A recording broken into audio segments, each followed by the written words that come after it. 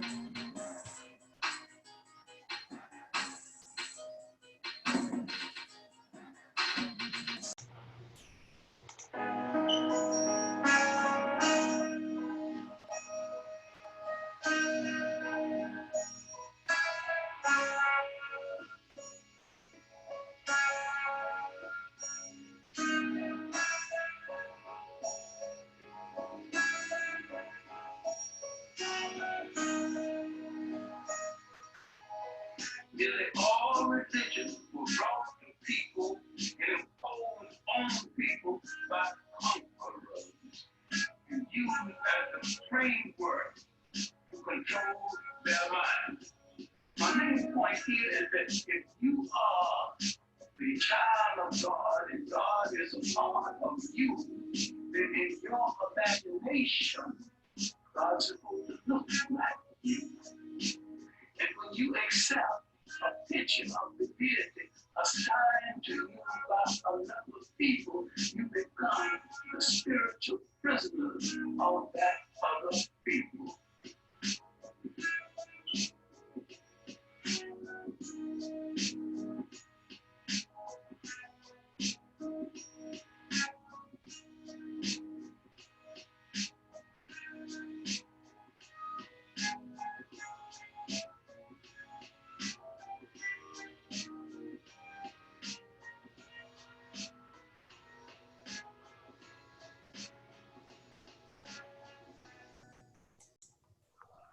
All right, family. So this is your brother, Pan-African Garveyite. I said we got the Warrior Scholar Metuhotep Jallow joining us as we break down why we are students of Kemetic Spirituality and why we feel that that is the best spiritual tradition for Black people in America and throughout the diaspora. And we also going to be getting into some of these conspiracy theories surrounding COVID-19, aka the coronavirus. Brother, welcome back to the channel. How you been? I'm Blacknificent, my brother. Good to be Black in the building one more time. As the brother said, my name is Metu Jallow, Pan-African nationalist, Kemetic scientist, Garveyite, and I'm dedicated to liberation of Black people. I'm a graphic designer, and I'm also a historian. I'm just interested in seeing the mental development of Black people so that we can be able to do some physical things together, because the most honorable Marcus Messiah Garvey said, liberate the minds of men, and ultimately you'll liberate the bodies of men.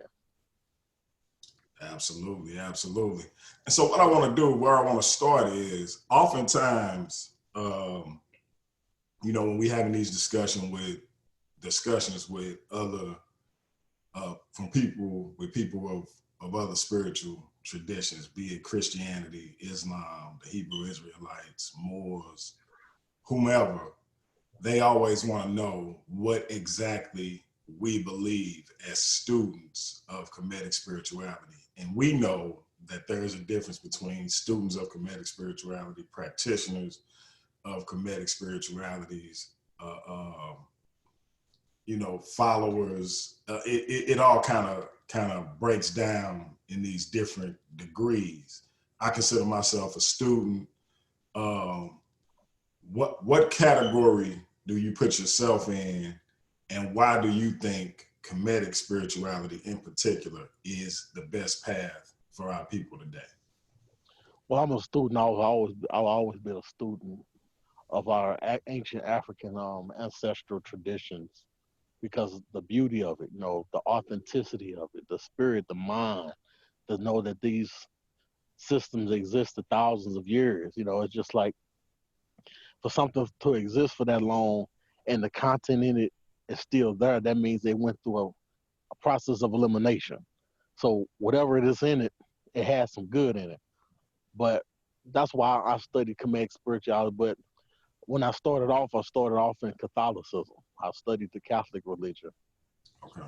And then I branched off into the other branches of Catholicism, of Christianity. I went to the Baptist church. Then I went to the God in Christ church. Then I went to the Methodist church, the Pentecostal church, the Apostolic church. And I saw so many contradictions growing up, but but it was the fear factor that kept me away from questioning this thing. People say, you can't question God or you're going to go to hell. So there was a fear element within this, what I thought was a spiritual system. Then I ended up studying Islam. And I saw a lot of things in there that just did not make sense to me. Didn't make sense to my spirit when I got in it, but I enjoyed the fellowship of it. But I had to start learning more. So I started learning from the Moorish Science Temple. I read the Circle 7 Quran. Then I started looking at the Nawabian nation, the 5% nation of gods on earth. I studied with those brothers and sisters. I also had a chance to study under the Fahami organization. So I had a chance to really had a broader perspective of a lot of things. I went to the Krishna temple, or Hare Krishna. I studied Buddhism for a couple of months and then Hebrew Israelite. So I was never closed-minded to the fact of what I was given. But once I started studying Kemetic science, I said, okay, now this is the actual spiritual thing that I'm supposed to be connecting to, because all of these religions are not spiritual at all. They have spiritual elements in it, but it's not spiritual itself. It's all physical. And as I started to understand that all these religions, they have their conception in ancient Egypt in the Nile Valley. So I say, other than me studying what the copier wrote down, let me go from where they got it from. So I started reading what's known as the oldest book on the planet. It's called the Book of Ptahhotep.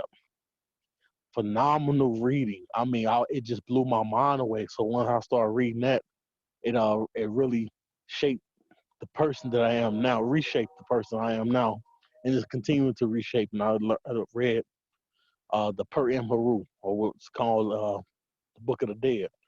And as I started reading this information, I started to just get rid of the religion, because religion is really the gateway of gullibility. If they can get you to believe that this man rose from the dead after 3 days and went into the sky, and somebody got swallowed by a big fish in 3 days, all this type of stuff, then they got the Easter Bunny for you. They got Santa Claus. All this other stuff is a branch of it. So it's a gateway of gullibility. Once they get you gullible, then they got a whole bunch of other stuff with it. But within Kemetic spirituality, what got me was what's known as the laws of Ma'at.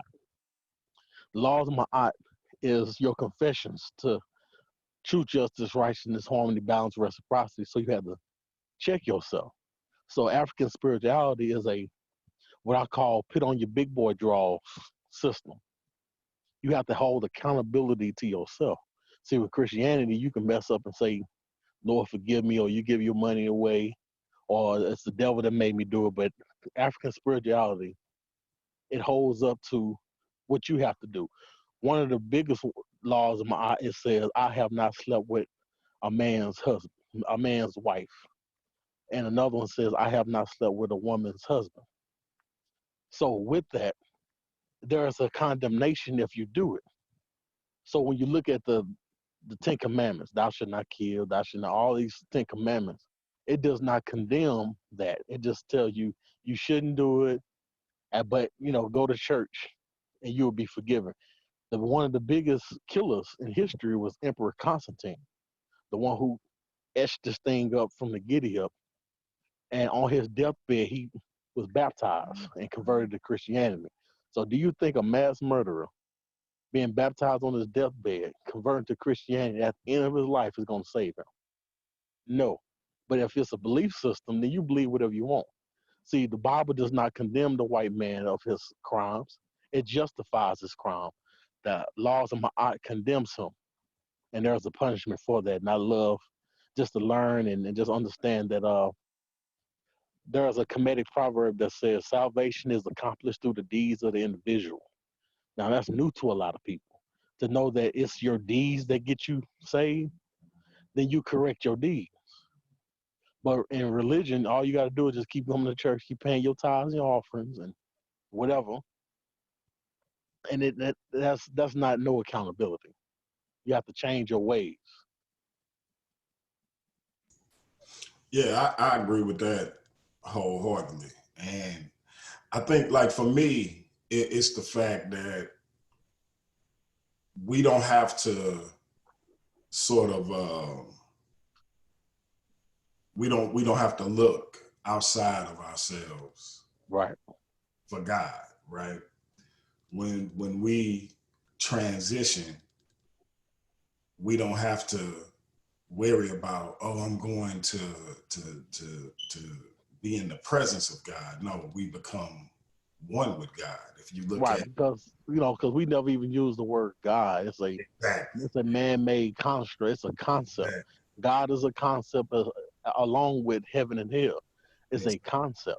See, Europeans teach us about life after death, but our ancestors never talked about life after death. This life after life, because you don't die. You just transition. Energy is never lost nor destroyed. It's just transferred.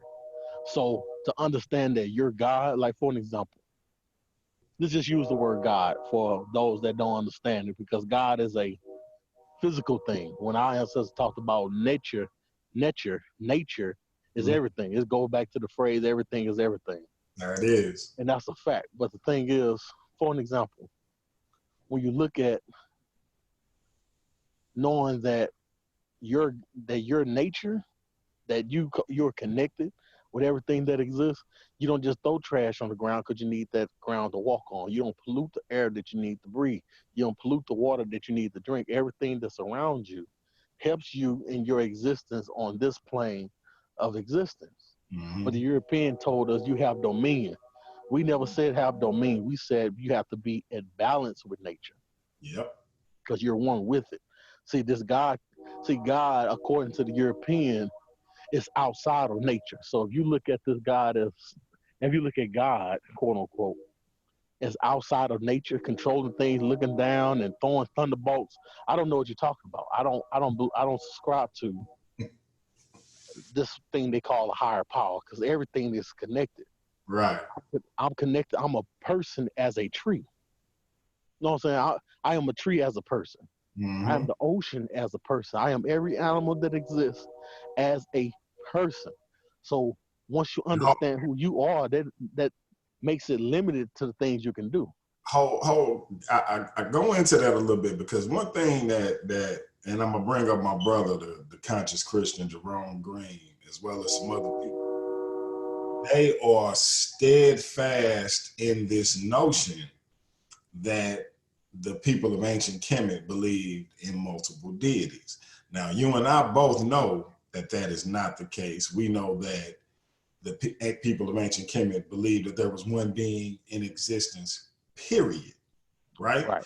But because they are going off the Greek interpretation of the expressions Right. of that being, or that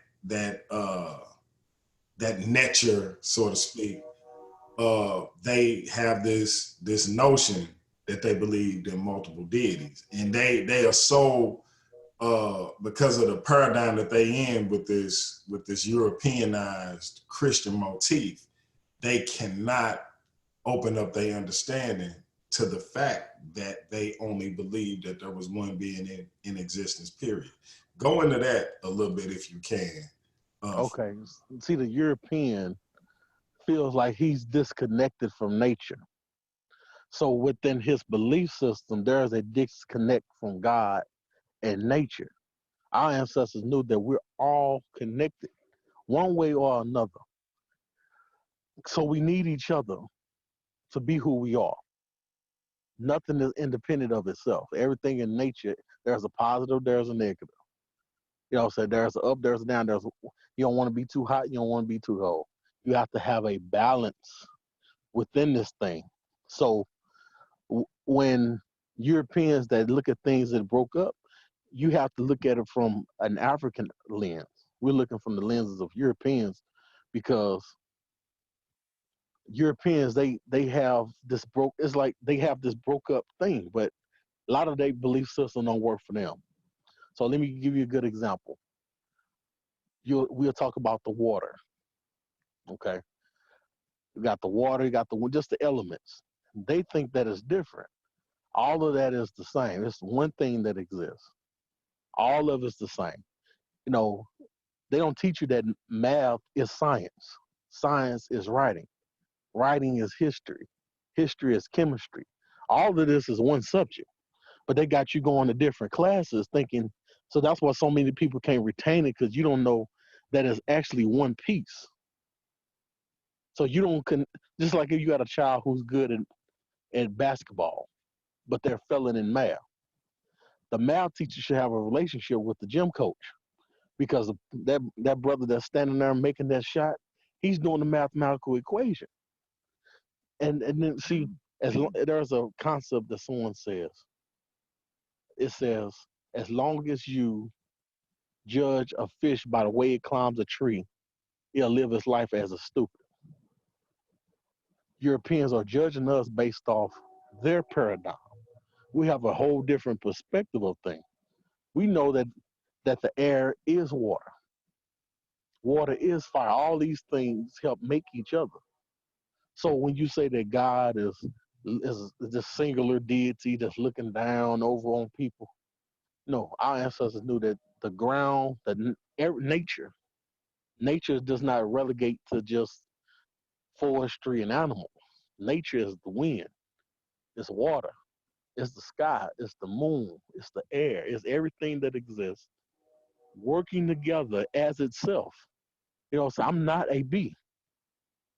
That bee has his own problem. I have my own problem as a human being, but we are connected.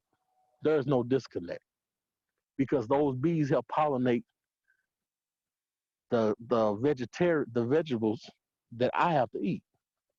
So there's a circle of life.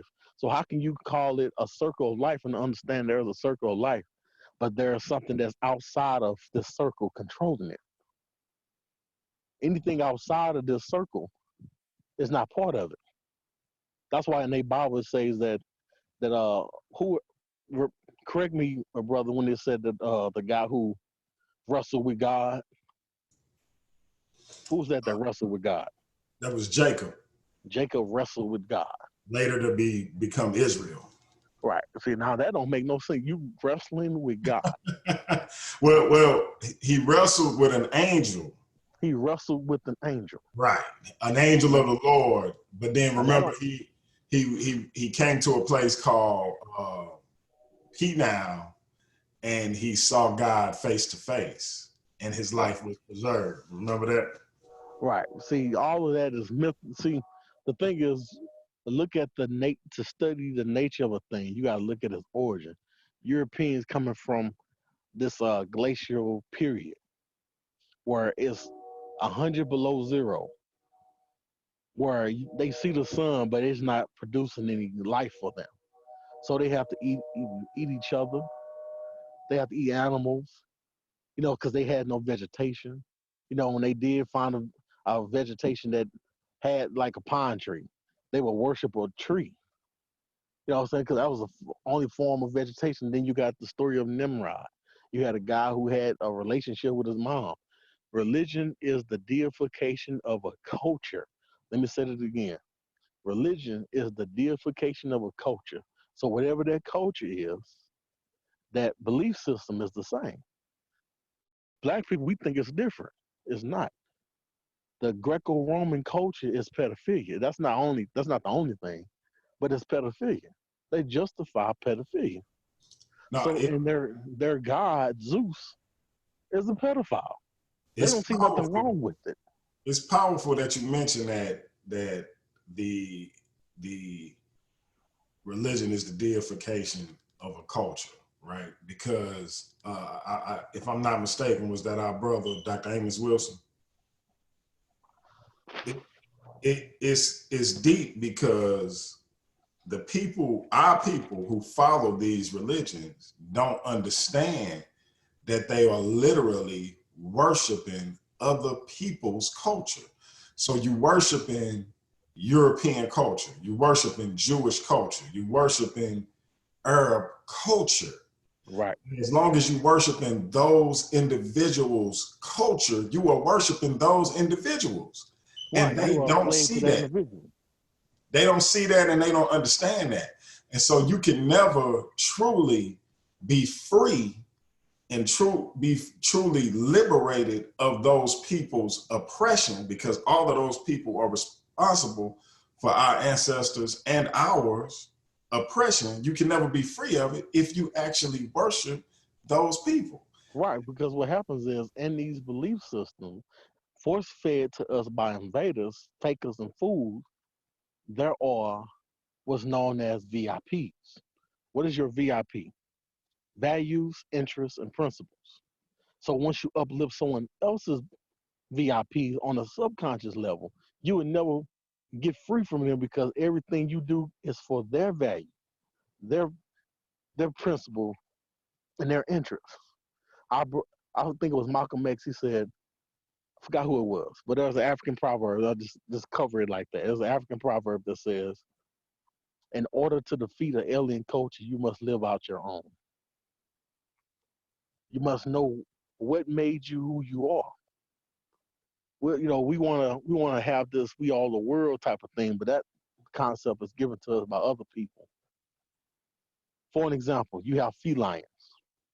Uh, a tiger can never teach a lion how to be a lion. We all human, but a white man cannot teach a black boy to be a black man. Because in the minds of a white man, my biggest fear to my progress is a black man. So a white man can never teach a black boy to be a black man, which he's going to fear. He's going to demasculinize this boy to where when he grows up, he's not an alpha male. He's not a threat to me. That's why we have to really watch the agenda of other people. We think because we don't have an agenda that everybody else don't have an agenda. They do have an agenda. The threat to white male masculinity is black male masculinity. So our sister, Dr. Frances Wilson, says, in the minds of a white supremacist, I must demasculinize you. There's a phenomenal book that parents should read. It's called Kill Them Before They Grow by a guy named Michael Porter. And it talks about how the school system kills the spirit of the child before it becomes an adult. But the school system is not failing. It's succeeding. It's designed to miseducate you. Why would they teach your child to get the job that they send their children in private school to get? That's a It great works point. against their interests. Remember that conversation we had earlier today? I was telling you how my son did a project on Malcolm X and how he mentioned how in the 50s, 60s, and coming up out of slavery up until that point, that you would get lynched for looking at a white woman. you could be killed, arrested, beaten for drinking from certain water fountains. And I told you how he noticed that his teacher edited out those comments, and she didn't think he noticed. Now, he didn't tell me about it because this was something that they did in school. He didn't have to bring this home and work on it. So I didn't even realize he had did this project. And so he was telling me about it today. And of course, they've been out of school with everything going on with this virus. So I didn't realize this had happened.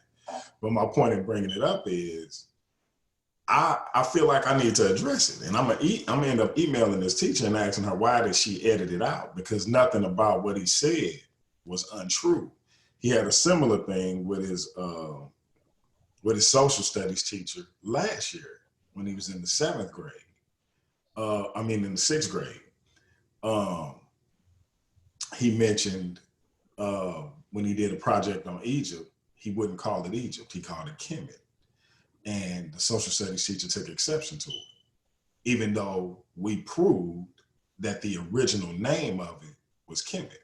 So why are you asking us to use the Hellenized term? What justification do you have for trying to make us use a Hellenized term when the indigenous term is Kemet? Another thing, this same social studies teacher had a problem with, and he one of these wannabe hip, middle-aged white men who bald at the top but got a long ponytail. So that tells you everything you need to know about him. But he took issue with the young black men in his class. Now we out here in O'Fallon, Missouri, and I'm just gonna call it what it is.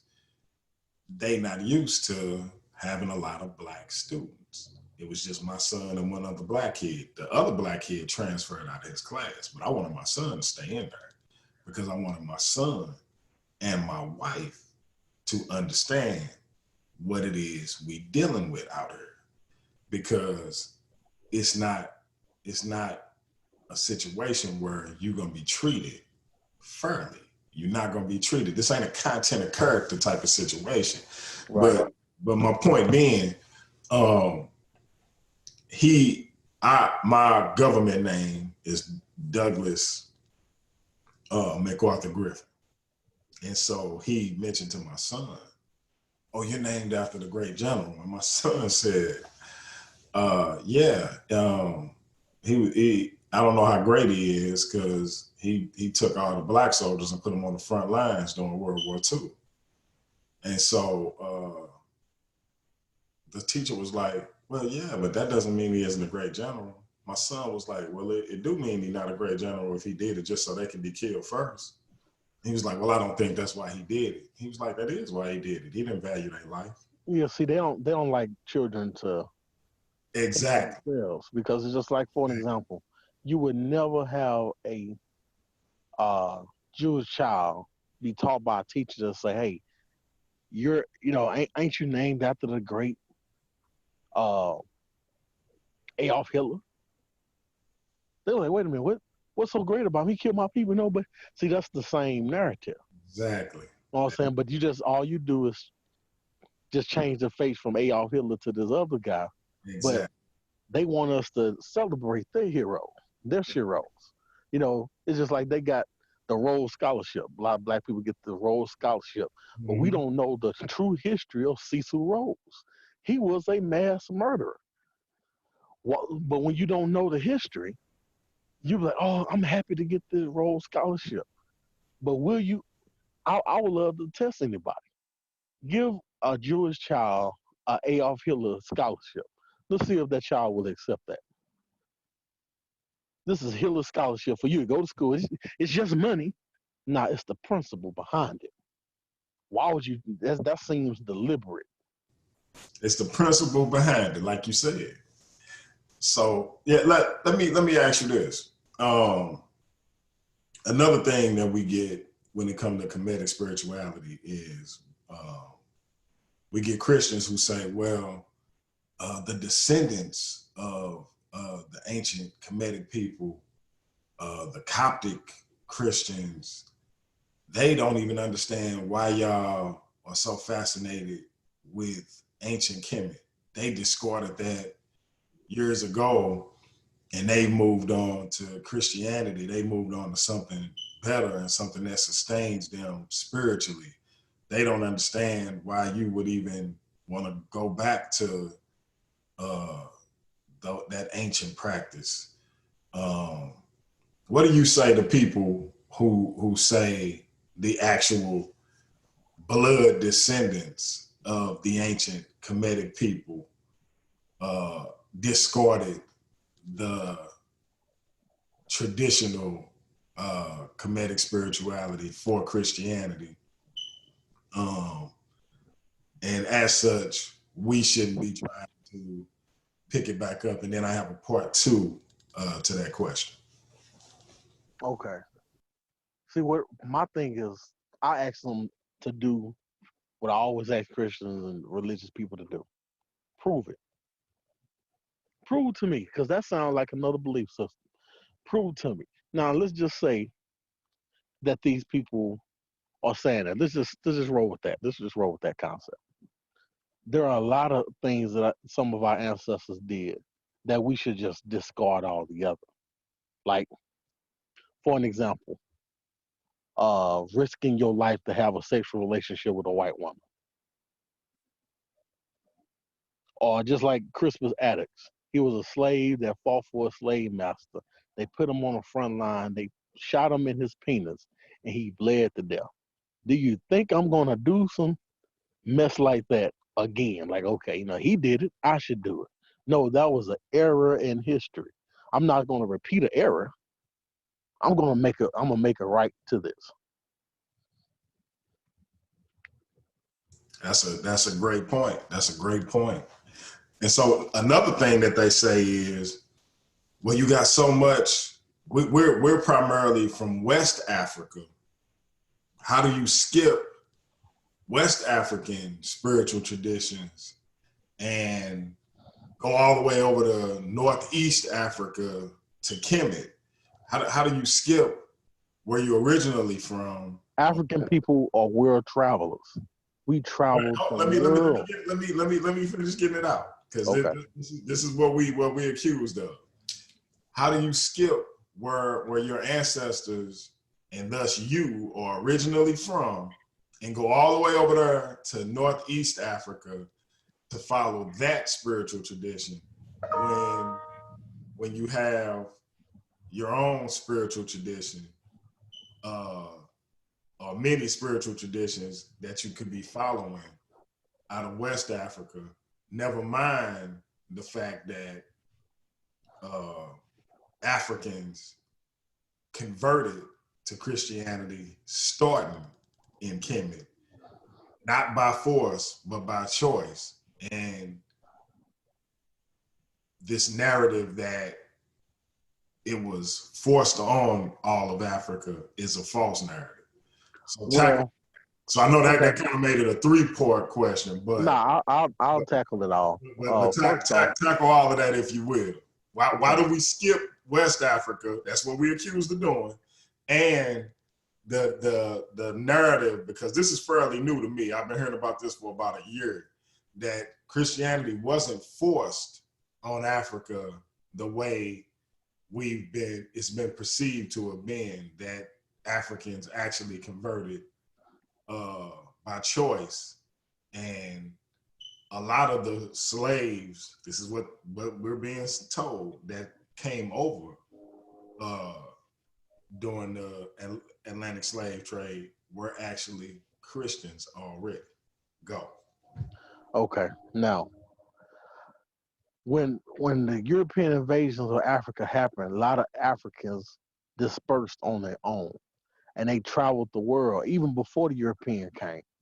We traveled the world, so what we learned in the Nile Valley, we traveled with it. Now, some of the descendants of the ancient Kemites, the high priests, when they saw the destruction of what was happening, they left. So many of those actual descendants straight from ancient Kemet live where? They're living in Mali. They're called the Dogon tribe. So the Dogons are practicing the ancient Kemetic belief system in Mali, West Africa. So whatever you see in Kemet, you're going to see copies of it all over the world when you look at the Igbo tradition. It's the same thing. The voodoo tradition. You're looking at the same system, just morphed. Because we got to understand our ancestors studied the ecology of where they were. So certain things that you can do in this area, you can't do in this area. So all they did was amalgamated their culture into other cultures. See, the black man did something that no other man on earth has ever done and could ever do. We were able to travel the world, meet other cultures, amalgamate our system with theirs, create a new system, and not destroy theirs or ours. No one else on the planet was able to do that. Only the black man, only the African.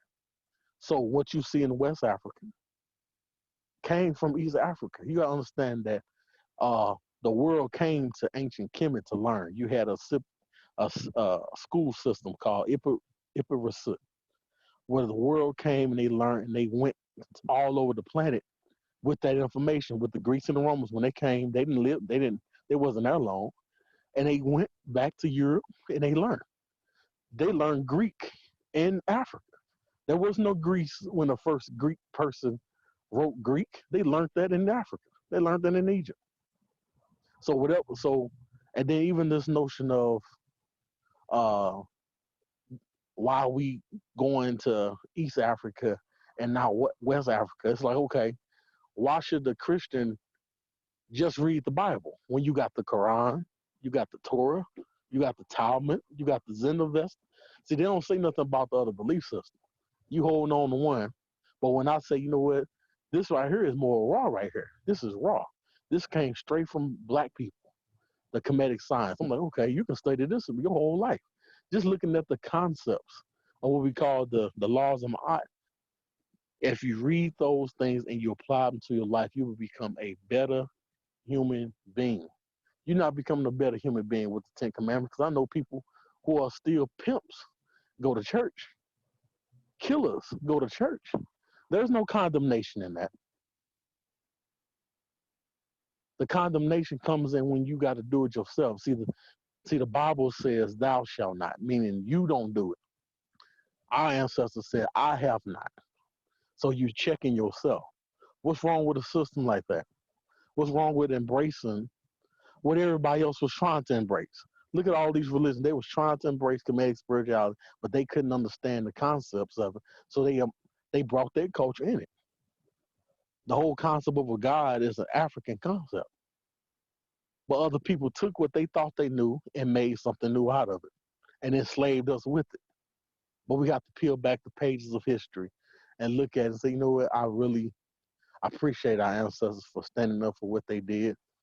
Now, there's the other thing about Christianity, with the Coptics converting to Christianity. The old Christianity is not the same as this one. See, if people really study the old Christianity when it first came out, or the Ethiopian Bible, which is one of the oldest Bibles on the planet, guess what's interesting about the Ethiopian Bible? The devil is the white man in that Bible. But they don't want to accept that one. They rather accept this new one that came out in 1611 by King James. You say that in the Ethiopian Bible, the devil is the white man. So in the Coptic belief system of Christianity, the white man was the devil in that Bible. But what we got now is a watered down version, because you got the Wycliffe version. So people, now those who listening, write these books down. These are other versions of the Bible that existed before the King James Bible. You got the Wycliffe version. You got the Geneva version. You got the Matthew's Bible. You got the European Bible. You got the Bishop's Bible. As a matter of fact, you got the Gutenberg Bible. The first European Bible was wrote by what people call the Sanhedrins. Now, because a guy by the name of Gutenberg invented the first printing press. So the Gutenberg Bible was the first European Bible. But you have to understand history to put things in context.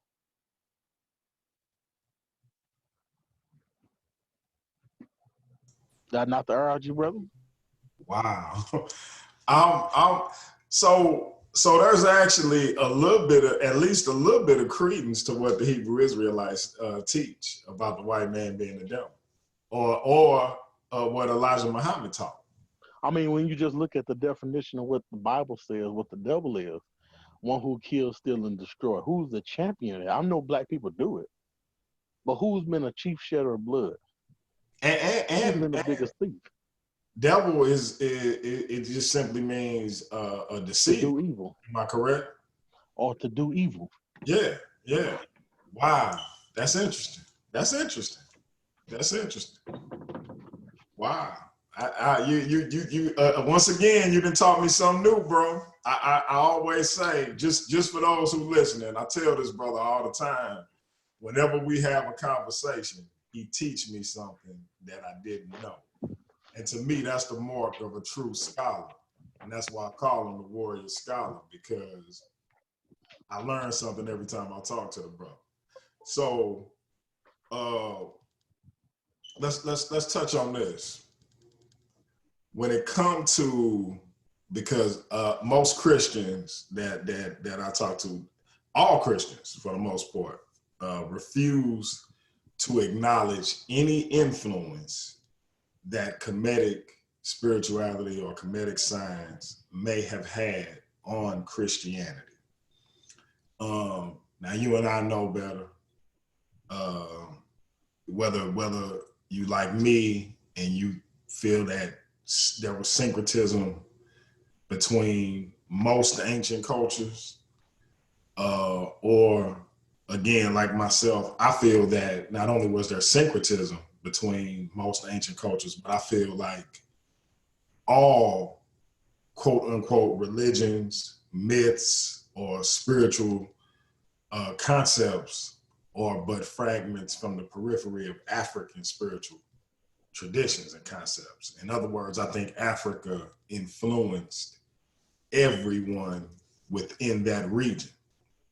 I don't care where they were located, just because Africa's influence and their reach was so long. I think that their spiritual traditions had influence over just about everybody within that area.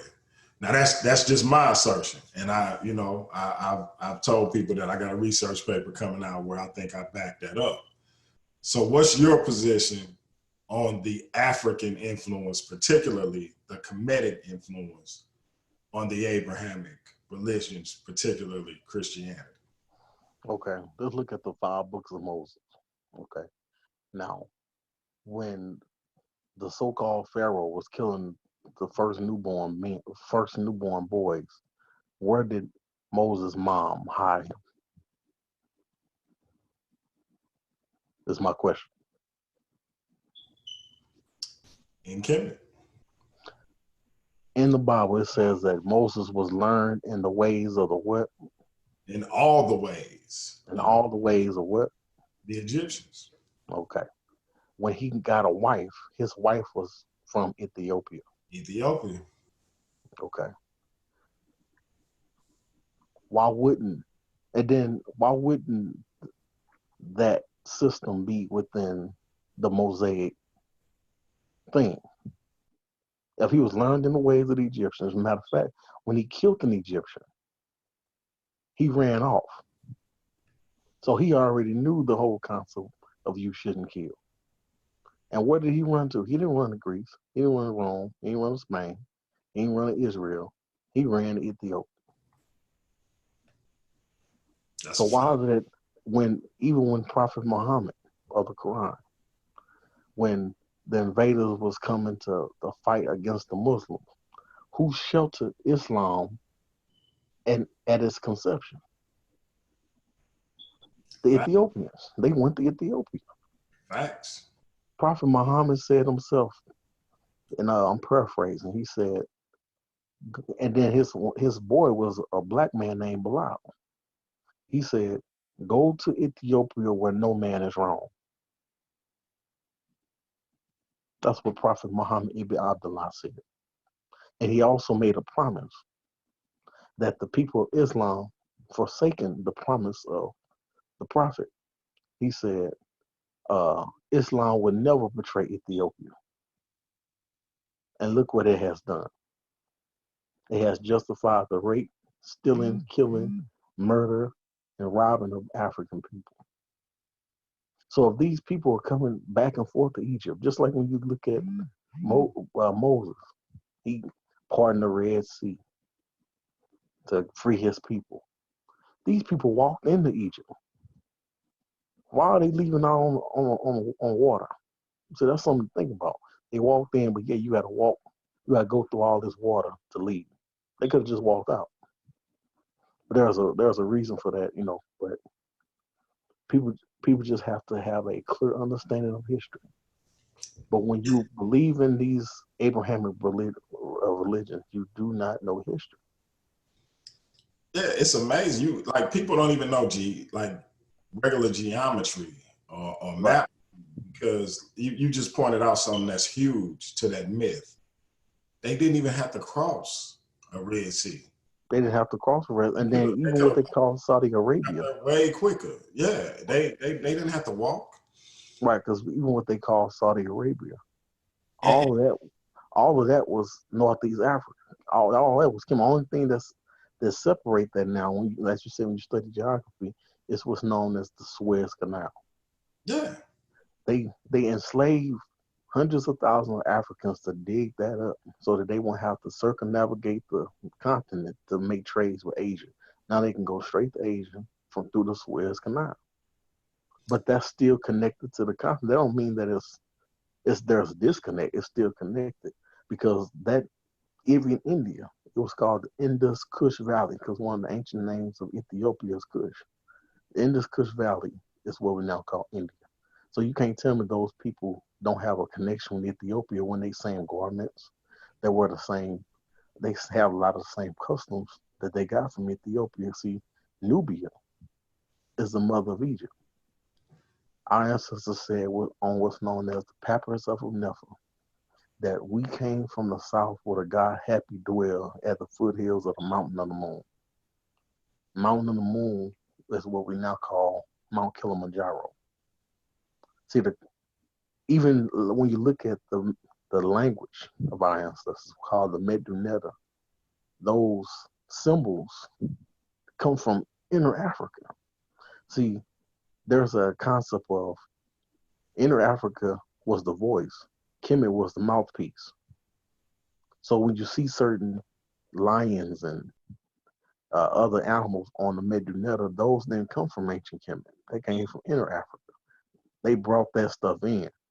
But you have to know the history. But when it comes to these religions, I'm asking you this question. What is the first nation state mentioned in the Bible? You said the first nation state mentioned in the Bible? The first country mentioned in the Bible is what? It's not Kemet? It's Ethiopia. Ethiopia. It's the first nation right. mentioned in the Bible. Right. Or was it Kush? It was Ethiopia. It says Ethiopia. Well, Cush is the ancient name for Ethiopia. Okay. But it says Ethiopia. You're right. So the Ethiopians became the ancient Kemites. Yeah. The same people. See, when you look at the Africans and Kemet, the sons of Cush, because they consider Cush one of Noah's grandson, or however they do the lineage, but you know what I'm talking about. Right. Yeah. Right. See, what it is that people just don't want to accept the fact that African people have influenced the world, but without it, you wouldn't have mathematics, literature. I mean, just the concept of writing, that's very powerful. We wrote on what's known as the papyrus. From the papyrus reef, we made what we now call paper. That didn't come from Rome. See, a lot of people take our ideas and concepts, take it to their land, and then just want to champion it as though it didn't come from somewhere else. For an example, they call it French braids. Those braids, that hairstyle didn't come from France. You can clearly see that in the Nile Valley, countless styles. You can see the Native Americans here in America. hundreds, thousands of years before there was a France. The Olmec statues have braids on their hair. That was here in North America before Europeans came over. People always want to claim our stuff, and they want to leave us with nothing so that we can look up to them. See, in the ancient times, the world didn't have no problem looking up to the black man.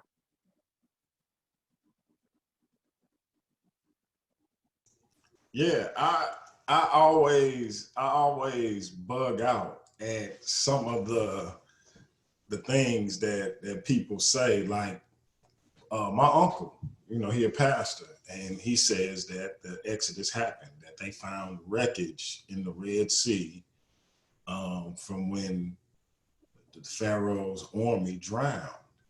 And I tried to explain to him that if there was wreckage found, the assertion is that it was from a battle with the Hyksos, but it definitely wouldn't date back to a so-called Exodus. But he convinced that it's from the quote-unquote Exodus. He also asserts that Noah's Ark is in Turkey. And this is a learned man. This is a smart man. This is one of the most intelligent men I've ever met. I have the utmost respect for him. But he believes this wholeheartedly. He thinks it's the truth. Right. It's a belief system. You can believe what you want to believe in. Yeah. I mean, he really believes it. And, it's like, and like I say, this is one of the smartest men you will ever meet in your life. This is not some hyperbole espousing nutcase. This is a very intelligent individual. He's a very devout believer. But he believes it. Right. That don't mean he's not to throw shade. He's just a very devout believer. And I'm like, man, it's no talking them out of it. No, it's almost like I get the sense that he think I'm nuts for not believing. You know what I'm saying? But if you look at the temple wall of Ramses, what they now call Ramses, you will see a depiction of the king getting rid of people. It wasn't trying to kidnap or enslave nobody. He was killing them. Right. What do you mean? They use that as sort of a basis for the pharaoh didn't drown. The king didn't drown in the water. Yeah. They use that for a basis for that. And this right, he didn't drown in the water. He never lost a battle. This the other part of it that I kind of find sort of infuriating. The Bible speaks about the Pharaoh who knew Joseph and the Pharaoh who knew not Joseph, right? So it's two Pharaohs. And we know from our studies, and we know from Kemetic studies, period, that each Pharaoh had at the very least 5 royal names. You mean to tell me that this is a historical book? This is a historical document, a historical record of a people, and it couldn't tell you one of the 5 royal names of either one of these individuals? So in other words, yeah, Pharaoh is not a name, it's a title. It's a title. So you have 2 individuals who technically, at the very least, had 10 names, and you couldn't name one of them. Now, to give that statement context, later on in the book, it names Taharka. So you can name Taharka. Right, you can name Shabaka. And you can name Shabaka, but you couldn't name the Pharaoh in 2 of your most important stories. 2 most important ones. You see what I'm saying? Because the story where they named Taharka and Shabaka, they not that important to the narrative. Right. Which they But, was important historically. right.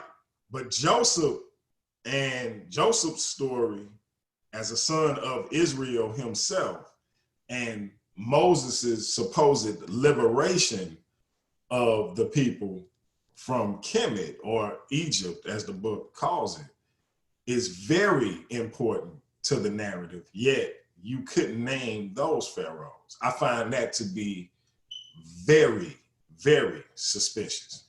But to a Christian, that's not a big deal at all. Elaborate on that for a bit if you can, and then we're gonna jump into some of these conspiracy theories surrounding Okay. coronavirus. Yeah, see, the thing is, uh, this the Bible is a metaphorical moral. It's a moral story. It can teach you something, but you don't literalize it. If you literalize a myth, you're gonna miss what it's talking about. For an example, I always bring this up: the three little pigs. You can learn from three little pigs. You got a pig that made a house out of straw, house of sticks, one a house of bricks. The wolf come and blow the house. See, but it's a metaphor. It's a teacher. If you build a strong foundation, no one will blow it away from you. Financial, family, educational, whatever system you have, as long as it's on strong foundation, no one will take it from you or blow it away. You can learn something from it, but if you literalize it, you're gonna think that a wolf actually blew down a house of a pig that made a house of straw. Now it sounds silly,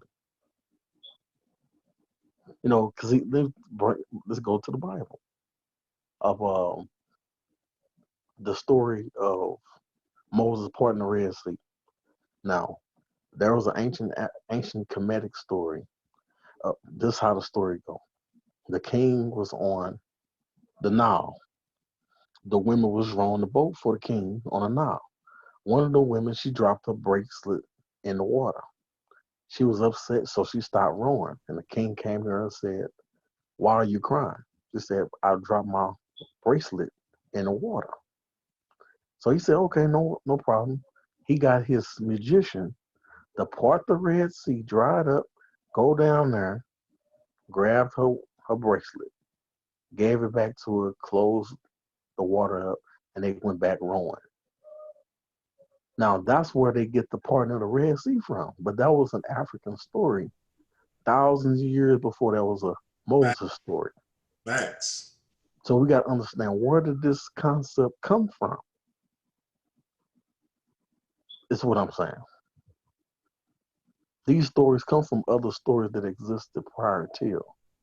Another story that came from, oh, matter of fact, let me give you another one. This is a historical story.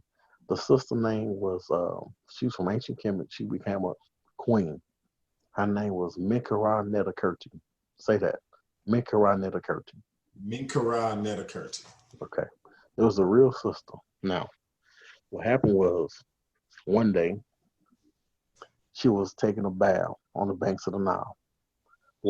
Before she got in the water, she put her slippers on this big boulder and her clothes so they could stay dry while she go take a bath.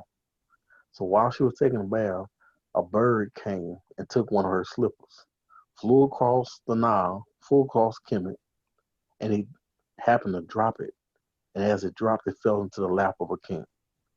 The king saw this must be something spiritual, something special about this. He went around the land to find out whose slipper this was, and when he found out who it was, he married her and she became queen. Where did that story translate to in modern text? I would say Cinderella. Cinderella. Hmm. There is also a deity. Her name was Shashat. Shashat has this feather, has like a wand thing over her head.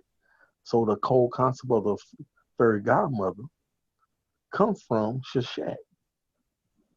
So Wow. you're looking at the same story. Matter of fact, the Lion King is the whole trinity of Asar, Asehu. If you look at the Assyrian legend, the entire thing is in the Lion King story. Hmm. So there is no Lion King without this battle of good and evil between Asar and Aset became Mufasa and Scar. Hmm. You know what I'm saying? So the concept of Mufasa is a Saw, Scar is Sutek. no, Sutek is Scar. Scar is Sutek, Mufasa is a Saw. Right. Just like Cain and Abel. Mm-hmm. Cain is a set. Cain is Sutek. Abel is a Saw. Gotcha. So you see it permeated in all their cultural stories. But when you don't know your story, you don't know yourself when you see it. So we start to deify other people, and you getting wild, and so gooey-eyed about other people's story, not even understanding that without yours, they wouldn't have it. It's just like when children, if your child know their ancestral lineage, their ancestral history, let's say that they have a day in school where they have career day. You have a Chinese boy get up and say, my dad he owns a whole bunch of Chinese restaurants. He's oozing with joy about his dad owning the restaurant. You got a Mexican boy. He gets up and says, my dad owns a restaurant, owns a dry cleaning place. He's oozing by joy of having dry cleaners. Or you have a Jewish person saying, my dad owns a couple of real estate. He's happy about that. A white boy gets up and says, my dad owns a car company. Now, even if your dad is homeless and your mom is just a cook, that black child can get up with confidence and be correct and say, without my ancestors, your family wouldn't even have a job right now. Look at the confidence of being black. So you don't have to look at your immediate family that could just suffering from white supremacy. You can if it wasn't for my ancestor by the name of Imhotep, you wouldn't have surgery now. All the people in the medical industry, they have a Hippocratic oath to Hippocrates, but Hippocrates said himself with his own writings that he's the child of Imhotep. You know what I'm saying? We got to understand that Dr. Charles Drew invented blood plasma. There would be no blood bank. There would be no blood transfusion without this brother. We got to know our inventions, know your point in history. Yeah. So that we can be able to stand up as a people. We don't know that the Native Americans of America were black people. You know what I'm saying? They got us thinking this red man concept. But you got to think about it. Everywhere these Europeans have went, when they saw indigenous people, they saw black people. But yet when it comes to America, you got this other shade of people. Come on now. Let's be for real. You got the Olmec statue, just a prime example, countless thousands of years old, of a black man with a helmet on. That helmet became America's first leatherhead helmet for football players. The same helmet that the Olmecs will wear. They took that concept to make the football helmet. Damn. How many of us know that we had hockey in ancient Kemet? How many people know that hula hoop come from ancient Kemet? What they would do was get grapevines, wrap them up, make a circle out of it, put it in the sun, let it dry up, and they would do the hula hoop. Wow. See, once you know that, you can be like, man, I'm proud. I'm a proud black man. I'm a proud black girl. That brings your self-esteem up because you know who you are. Our self-esteem is destroyed because you think that my history started with slavery. Absolutely. And that's why even with the books, slavery is not American history. Slavery is not even African history. Slavery is world history. But we got to know this. We got to know this information. You can't make your next step until you know what your last step was. History is your last step. So you don't want to keep stepping to the same mess. Because the thing is, if you know what your past is, you can predict your future in your present. But if you don't know your past, anybody can predict your future. Yeah. Yeah. Powerful, man. Powerful. Powerful, powerful teaching as always, brother. That's why I call you the Warrior Scholar. You're the first one to call me, and I'm like, I'll take that title. Hey, I'm glad I was able to be the one that coined it. You hear me? Right. I've been Let's called a lot of things, but Warrior Scholar is this. I'll take that one. I got many hats on, brother. that's what's up. Let's get into this coronavirus or COVID-19. We hear a lot of theories, conspiracy theories, a lot of things being touted as facts with regards to the government. A lot of stuff about its origin, where it came from, etc. Particularly with regard to our people. So you got a large section of our people saying that it's a hoax, that it's fake, that it's false. We shouldn't worry about it, etc. What do you say about that? And is that dangerous? Is it true? Do you buy into it? What's your thoughts on the notion that the coronavirus or COVID-19 is a hoax and it's fake? Okay, it's not a hoax. Black people do have it. There's a good one of our good scholars named Jabari. He has the virus. So it's in many places. People are dying from this thing. So it's not a hoax. It is dangerous to think that white people have not declared war on you. Okay, that's dangerous to think. No, there is no war between white people and black people. Okay, to think that is to subjugate yourself to hurt and maybe death. Um, it's good to know the schemes of your enemy so you can be able to protect yourself because we're not in a power position. But you always have the ability to adapt.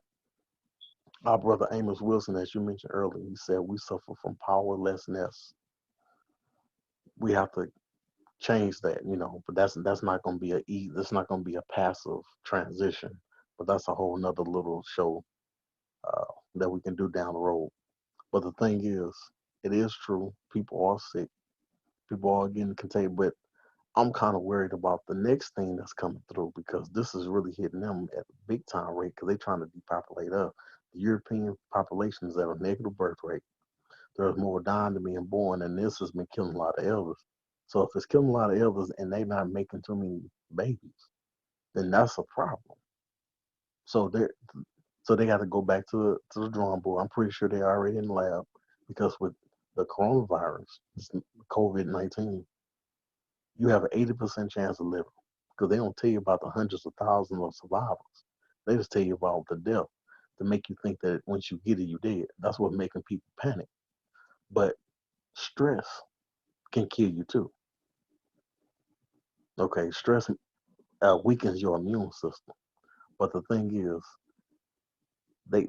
with this virus, you have an 80% chance of living. What's next? I'm afraid they might have something where you have an 80% chance of dying. But we have to be aware of that and prepare ourselves to change our diet. I'm working on that myself. I'm not perfect. I'm still learning. The revolution is not an event; it's a process. It takes time. You can't just cut stuff off. Some people like you can cut cold turkey. Nah, you'll make yourself sicker. It's good to learn about this stuff, know about it, and then you transition accordingly. But yeah, nah, this is not a hoax. That don't make sense. It's just like Brother Tupac said, niggas are ignorant of AIDS until they get it. Once you get it now, it's like, oh man, well, what's going on? People said AIDS was a hoax, and people was getting it. You know what I'm saying? People thought that the anthrax was a hoax. But my thing as an African, we've been through worse. Yeah, I definitely agree with you. You know, it's a couple of people close to me contracted it, and so I know it's not a hoax. At the same time, I think our people have been so jaded and so misled by this enemy that it's hard for us to buy into anything that's put forth by this No, group. we shouldn't take nothing that they put out as Exactly. a joke. It's Exactly. not a game because actually, let's look historically. Jim Crow started off as a joke, and look what happened. There you go. Prime example. What do you think about this? The notion that's being put forth that the 5G towers or what's causing it to take place? I wouldn't be surprised. I've heard a lot about it. I wouldn't be surprised because even with the shortness of breath, what's causing this shortness of breath? Mm. And then I was watching this movie. It's a very good movie. I'm still looking at it. It's called Containment. You can watch it on Netflix. Okay. Good movie. And one of the doctors said something interesting. She said that a virus don't want you to die. A virus wants you to live I saw because the thing is a virus. Because if the host die, the virus die. virus died, but that virus in that show was Right. dead. Was killing people. Remember that? I remember that. I saw that. Yep. Yep. I'm like, that's something people got to really think about. That just something to think That's about. deep. That's Virus deep. don't want you dead. Yeah, that's deep. Ain't that deep? I heard that. I'm like, man, look at that. Yeah, I did. I had the same reaction. I was like, wow, that it made so much sense. Made so much sense. I never thought of that. I'm like, okay, Yeah. okay. See, they put little codes in these movies, but you got to be able to decipher it. Yeah. We just look at it for just entertainment. Oh, okay, that's just happening. Nah, even Minister Farrakhan said, he said, the things you see from afar will be knocking at your door. Mm-hmm. We think because it's happening over there. And that's a desensitizing mentality of, oh, it's over there.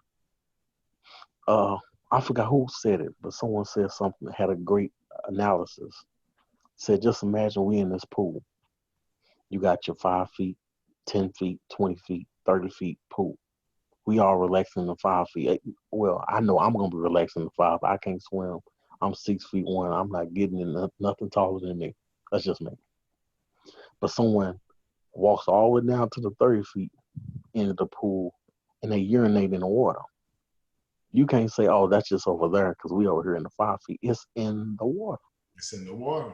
You don't think, because this goes back to the whole phrase, injustice. What does it say? Injustice in one place is, was it? How does Justice it go? anywhere might as well be injustice everywhere. Everywhere. That's Right. I'm paraphrasing, but Right. Me. Now, I agree with that.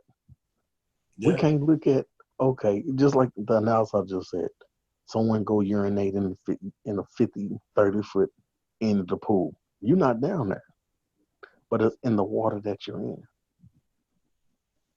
So speaking of that, another thing that came up with this coronavirus is that people are being racist towards Chinese people and Asian people, etc.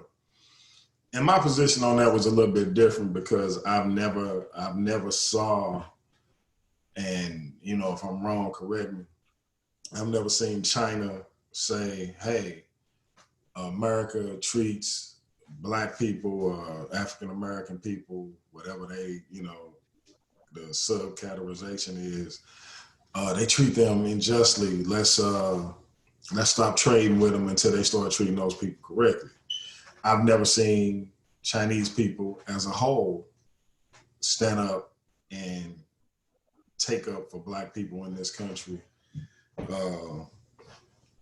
As a matter of fact, I've seen them mistreat our sisters. I say that because it's a lot of caping. Right. Chinese people going on. And my point is, why are you caping for people who have never caped for you? If Trump or whoever was racist towards them, let them handle that just like we got to handle. Right. Absolutely. You got to see at this point, everybody have to hold their own nuts. Everybody got to hold their own nuts at this point because the Black man don't have no friends, as our brother Dr. John Henry Clark said. We don't have time to care. Just like, people want to boo-hoo about the Jewish Holocaust. Now, one time have you seen them boo-hoo against the African Holocaust? We have lost millions of Black people. I'm willing to cry for your 4 million when you're willing to cry for my over 400 million. There you go. And I'm not going to pay for no, because a lot of these people, that America has been backfiring on. They've been honoring white people for a long time. For a long time. And when we talk about the quote unquote Holocaust, I always look at it as a simple math equation. I wasn't real good at math, but I know you are. So I'm gonna do it like this. Let's look from a simple math. Hold on, what did you say you wouldn't agree with? I say I wasn't real good at math, but I say I know you are. So let's just look at it from a simple math standpoint. The quote unquote Holocaust lasted, let's say, 7 years. Matter of fact, we can get the approximate time frame. Let's just say, how long did the Holocaust last, right?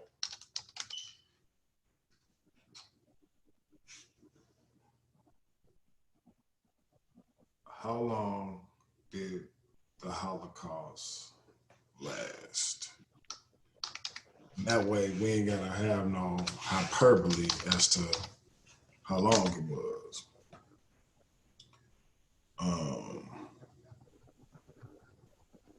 So now it says 6 million Jews were killed during the Holocaust, and it lasted from 1941 to 1945. Now I gotta double check this, because if it was only 4 years, then why? It says the genocide of European Jews, 1941 to 1945. That's 4 years, bro. That's 4 years. This is World Book. I mean, this is Encyclopedia Britannica that I'm looking at. Right? Right. Let me go to Wikipedia, because I just want to double check. Okay, worldhistory.com. Let's see what it say. But I just want to get, say you need to have a couple of sources.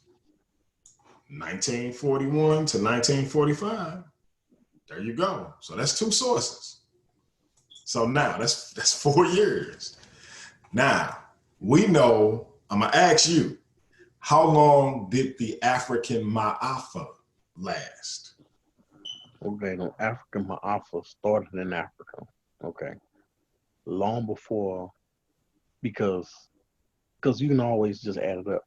Okay, the Arab slave trade started first. Right. That's part of the Ma'afa. Absolutely. That was 1,000 years before the European slave trade. Absolutely. So you're looking at least 3,000 years still counting. Ours never ended. We don't get no reparation. We don't get no recognition. Because even with what happened in South Africa with the apartheid, even though it was terrible, it was the same thing going on over here. But at least with the South African government, even though they have a lot to work on, they apologize. See, at least with an apology, people can be like, okay, I wasn't making that up. Grandma said that's a sign of relief. Like, okay, grandma really wasn't tripping. America won't even apologize. I remember Malcolm X said it this way. You get a 9-inch knife and you stab into the man's back, and you pull 6 of those inches out. You can't call that progress. You can't call it progress when you pull a knife out.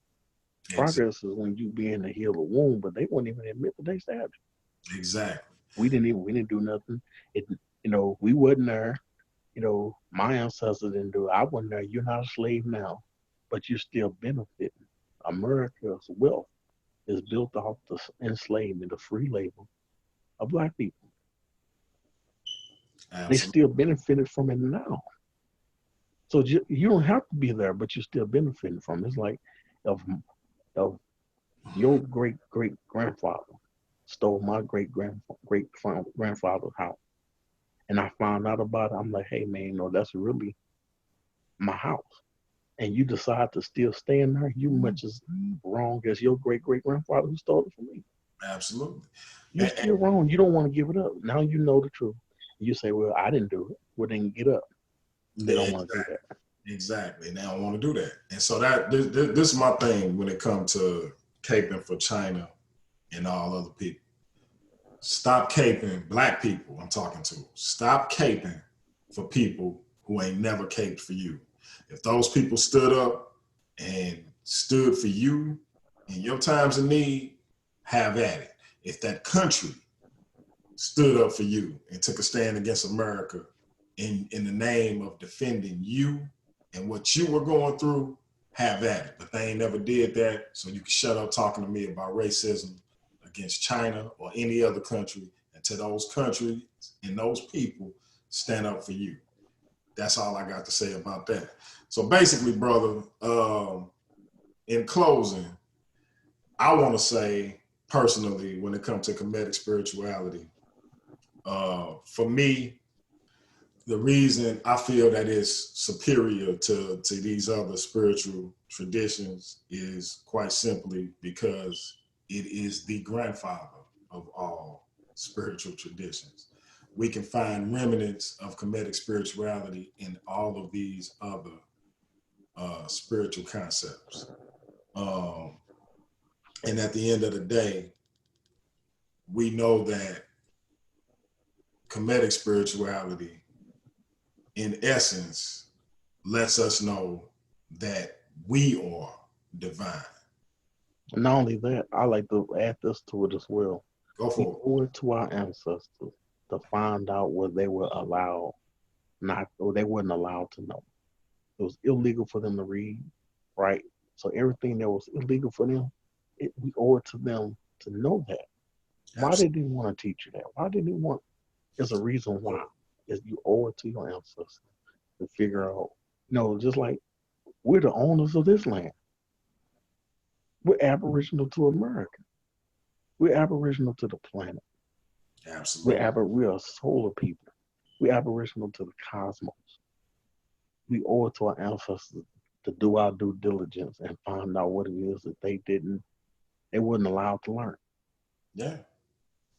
And it was a reason. Go ahead. Go ahead, bro. I'm sorry. No, go ahead.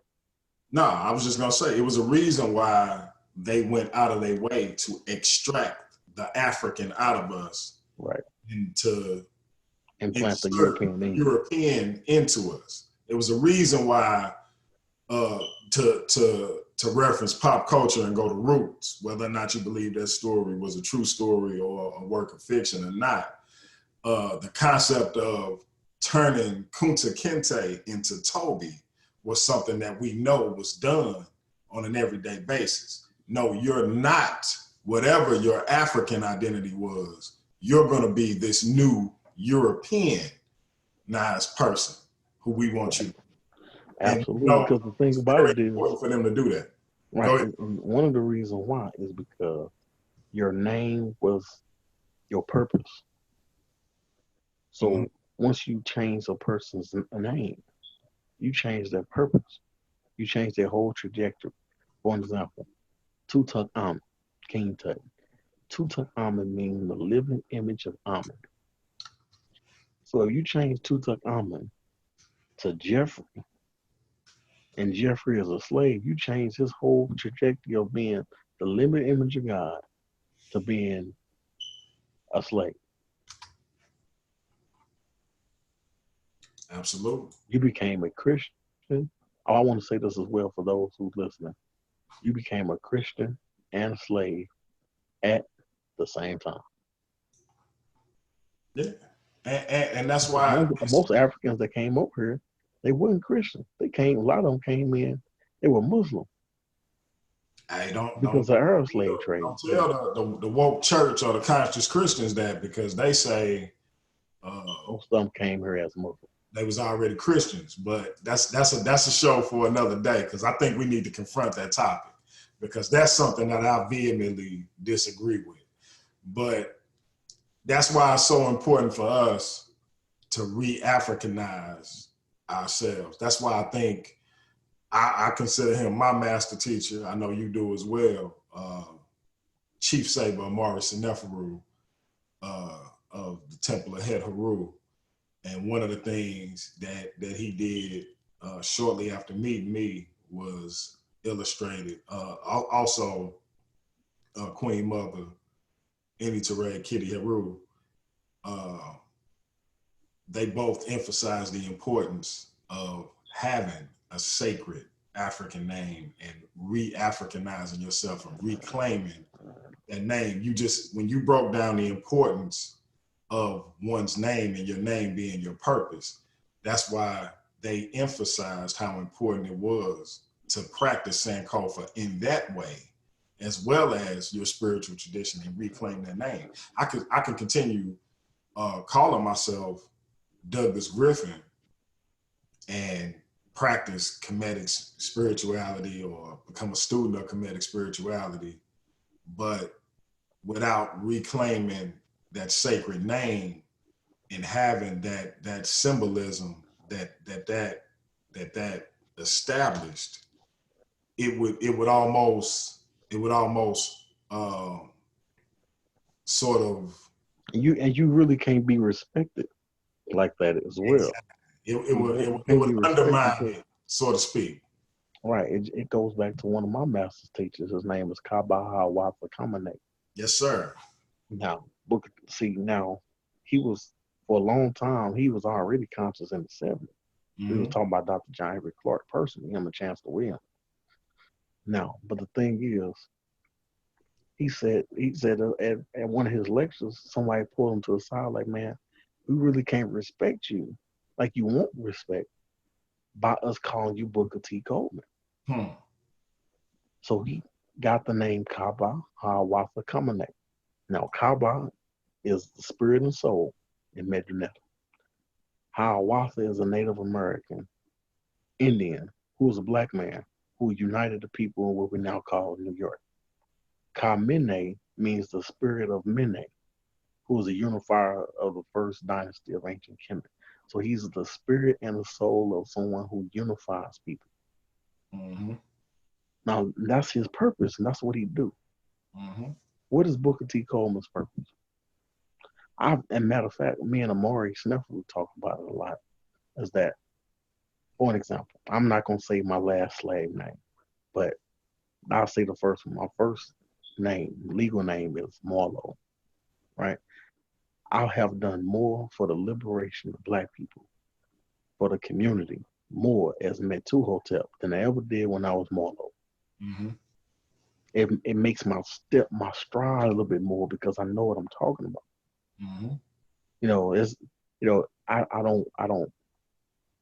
I'm not indifferent on what I want to do, because I know people they'll call themselves Akhenaten Johnson.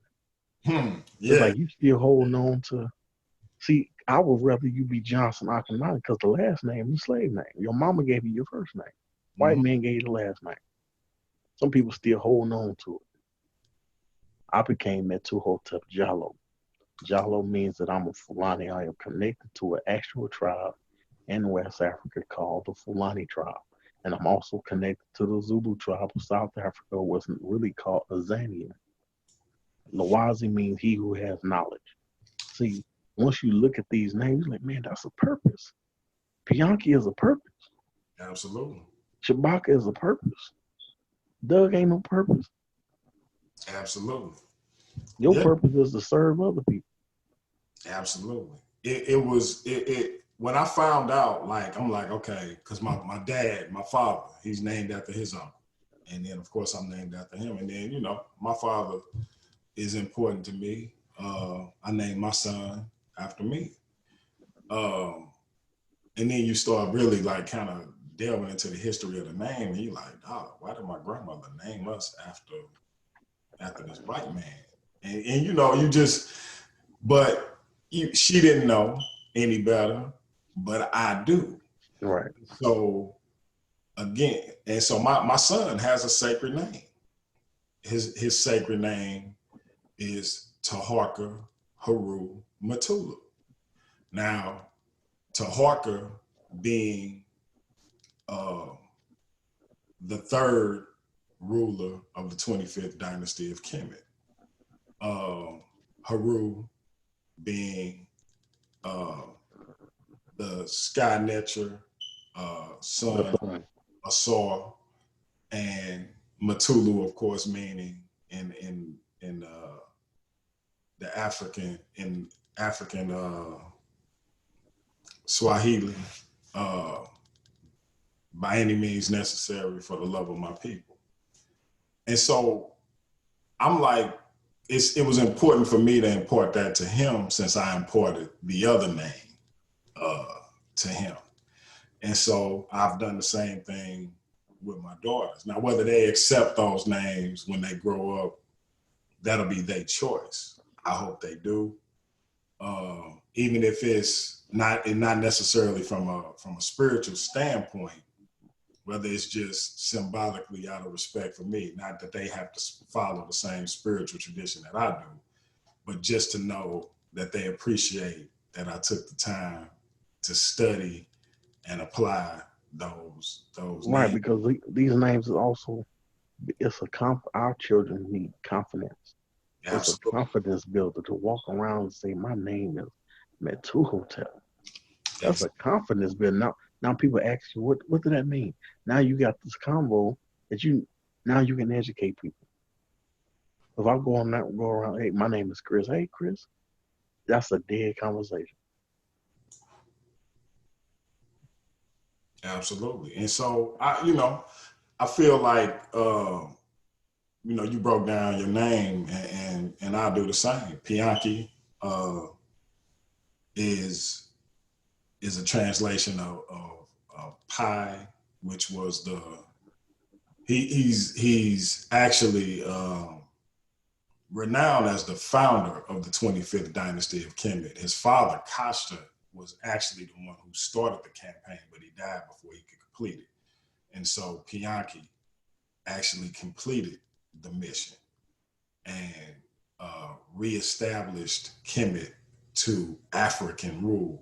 It had been taken over, I believe, by the Assyrians, but it was a foreign ruler.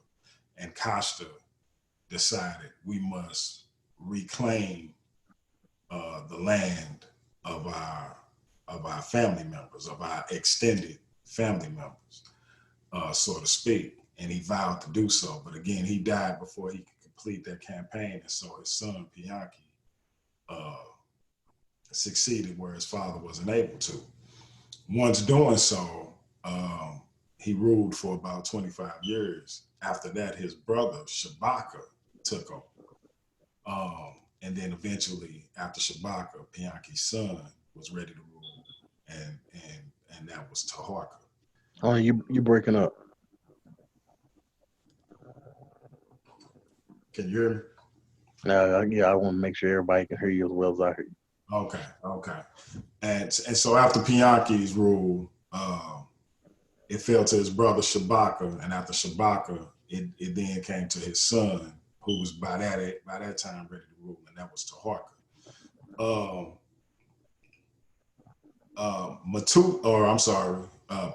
Ptah is the nature, the Kemetic nature of creation. And Matulu, as I said, means by any means necessary for the love of my people. Nefer means beauty and goodness in the Medu nature. And Amun is the nature of the sky or the sun in ancient Kemet. And he would later on be combined with Ra for that purpose. Amun representing the sky, Ra representing the sun. Amun representing potentiality, Ra representing actuality. And so we all deal with what we can potentially become, and we'd all like to get to that point where we actualize that potential. And that's why I thought it was right. And I would like to point out this thing. You ever heard of a guy named Maslow or Maslow? Say that one more time. You ever heard of a guy named Maslow? It sounds familiar. Go in on it. Okay, because I pointed this out at a couple broadcasts. Now, he has what's known as the hierarchy of needs. Okay. And it's very important that people know these hierarchy of needs so they can know how to address people accordingly. Now, the base level of the hierarchy of needs is really your physiological needs, meaning water, air, food, shelter, sleep, clothing, reproduction. That's just the base level. The second level is the safety needs, meaning your personal security, employment, resources, health, property. That's that level. The one on top of that is love and belonging, meaning friendship, intimacy, family, sense of connection. Okay. The one on top of that is esteem. That's respect, self-esteem, status, recognition, strength, freedom. And as you talked about what you just talked about, what made me think about this is the self-actualization, the desire to become the most you can be. Now, that's the top of it. But if you don't feed the physiological needs, none of the other stuff even matter. Absolutely. We're still stuck on the physical. We don't want to be too cold. We don't want to be wet. We need somewhere to sleep. You know what I'm saying? Mm. Our people still suffering from that. So to get to self-actualization comes with understanding these hierarchy of needs. But I tell people just research Maslow hierarchy of needs on the Facebook page, Paradigm Shift TV Facebook page. I'll post that on there so people can be able to study it so that when they let's say that you get to a level of self-actualization, you have to understand that those that's not there, they're still working on either physiological needs, their safety needs, their love and belonging, or their esteem needs. You can't get to self-actualization if you got a self-esteem problem. You Mm-hmm. can't get to self-actualization if you still dealing with love and belonging. I'm still dealing with it. Absolutely. Safety needs and physiological needs. But there's African proverb says the doctor cannot get mad at the patient for being sick. That's a fact. That's a fact. And so, with that, my brother, once again, as always, do our all for gracing the platform with your presence and laying down your wisdom and your knowledge. And we're going to do this again as soon as possible. I'm going to be reaching out to Brother Nasut to come in and break down that 5G thing because I've seen him on Facebook going in about it. So I'm gonna have him come on. If he'll have you, I have you come on and kind of soak up some of that I some appreciate it, brother. I would say insight. Dewau as well. I want to thank everybody who had the chance to listen to what we said. Do your due diligence. Look up. Prove me wrong. Comment. Like and subscribe this channel. Please like and subscribe because we will constantly bring content. So if you want to be aware of what it is that we're doing when we go live, you can ask your questions. Please hit that like and subscribe button and ask us questions. Prove me wrong. Do your due diligence because the thing is, it's not that I don't know what I'm talking about. It's you don't know what I'm talking about. So Hmm. use what's known as intellectual vigilance and go see. What's wrong with go verifying? I mean, you're not going to lose anything. You're already wasting time being quarantined. Look it up and then come back at it. There it is. There it is. Paradigm Shift TV 314. We got study group, the Makaru squad, Makaru being those who are true of voice. We got myself, Brother Metu, Brother Kimrod, sister by the name of Leslie Divine. I call her the goddess or the enlightened one. We got Brother Nasu. We got Brother Shabaka. Uh, we taking on all comers. If you want to discuss a topic, you want to debate a topic, get at us. And we also debating each other. We don't agree on everything. So we open for discussion with each other. But if you got something you want to discuss with any of us, hit us up, take us on. Go to the Facebook page, subscribe, like and share on the YouTube page. We appreciate the support. We appreciate the love. Get at us. Want to do a quick shout out to Chief Saber Morris and Neferu at the Temple of Het Haru, Queen Mother, Amy Teray, Kitty Haru, and all the members of the Temple of Het Haru. Everybody out there, if you black and you in the wilds and the hills of North America and throughout the diaspora, we are with you. We're going to make it through this, and we've been through worse. So come to Paradigm Shift TV, get this knowledge, and we'll be back to do it again. Brother, once again, do our all, and I'll see you on the other side.